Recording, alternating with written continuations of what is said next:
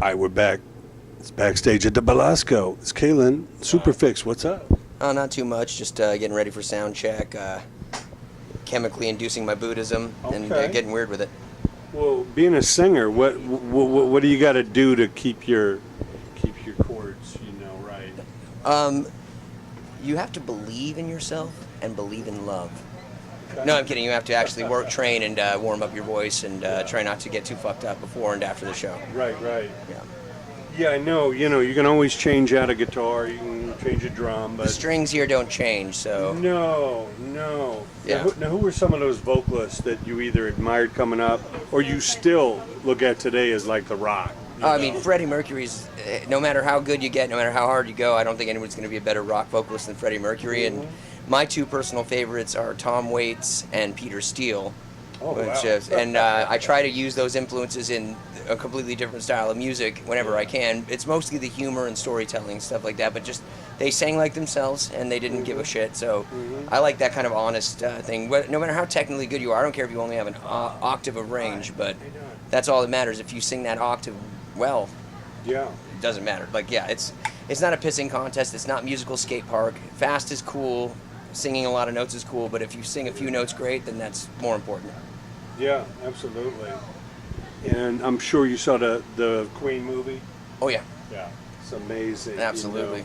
Yeah, it's knowing it's coming out. I share a birthday with Freddie. We're September 5th, so Queen was always one of the greatest. But absolutely, you never know how something like that's going to do these days. It's like, is it even coming out in theaters? Yeah. And then you see it's like this giant Oscar-winning. Yeah, it was a long time in the making. I mean, Sacha Baron Cohen was originally going to do it, and the band, there was a bunch of creative nonsense. But I love when directors, all that.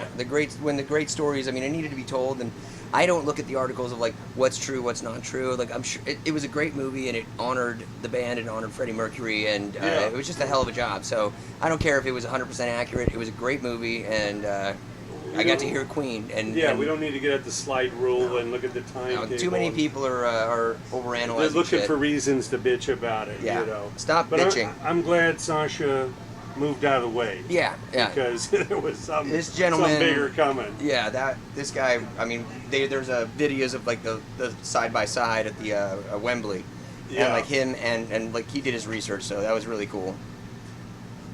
Rafal, how are we doing on sound check? I think they're still going? We have still a few more minutes. Right. You see, you got a little behind the scenes of how hard I work. See? Absolutely. I care so much. You're sweating. No, oh no, this is like being honest is the hardest thing. Hey, I'm Kyle. Caitlin. Scott. Hi. Jesse. Yeah, Fuck off. No, don't leave. I'm just saying I know you already, so fuck off. I'm not a dick. I'll see you later. Cheers, guys. Looking forward to seeing you guys. Yeah, totally. We'll get weird tonight. Yeah, man. And dude, in a whole nother vein, we got the Motley Crue movie. Yep, and I've already.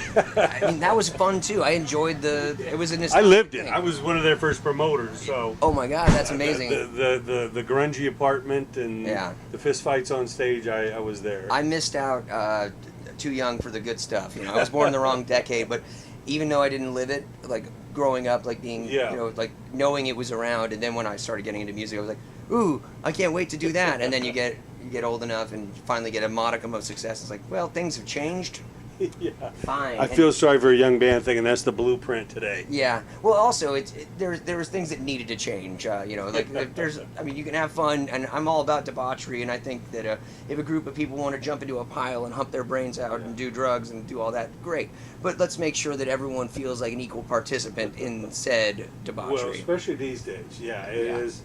It kind of boggles the mind, like what other money they would have made if they weren't throwing this through the window and starting a fire. That's the thing that's why they have to do so many things. That's why bands last so long. Some of them, even though God love the music, they have to keep they don't have the money that you think they have. I mean, there's so much recoup from the past. Oh yeah, absolutely. It's amazing.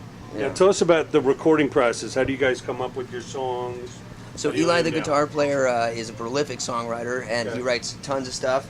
And I will show up, I'll listen to the rough recording, and then I fart out lyrics, and then I scratch the crap and put in the good stuff, and we go in and just make it happen. It's very organic, no no set pressure. What's up, buddy boy? Ready for line check. Ready for line check? All right. Wow. So Man, we gotta go sound what check. advice do you have to the youngsters coming up? People that want to make music. Don't stop. It's gonna suck. Oh yeah. Don't go to college. College is crap.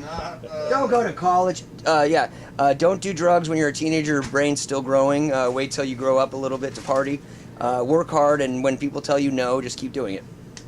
Okay, well, appreciate it, man. Can't wait to see you guys on stage. Salute. Let's do it. SUPERFIX. Thank you.